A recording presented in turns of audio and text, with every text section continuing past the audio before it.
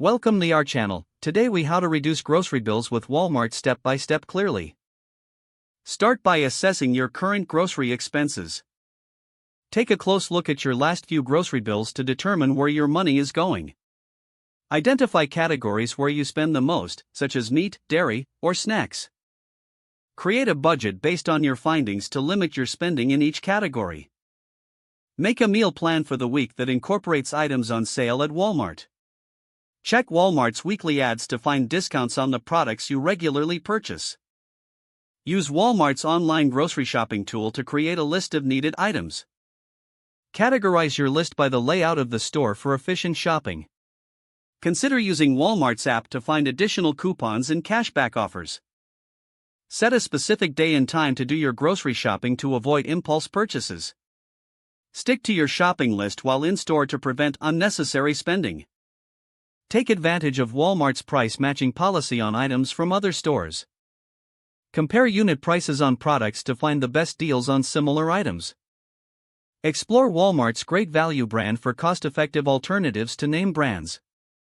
Keep an eye out for clearance items and markdowns to save even more. Store perishable items properly to reduce waste and save money in the long run. Consider buying in bulk for items you frequently use, but ensure you have space and won't waste anything. Review your pantry and fridge before each shopping trip to avoid duplicate purchases. At checkout, ensure all applicable discounts and coupons are applied for maximum savings. Finally, track your grocery spending regularly to adjust your budget and meal plans as needed. If the page does not load, refresh the browser or try again in a private or incognito window. Make sure you are using the correct email address, then retype it carefully to avoid small typos.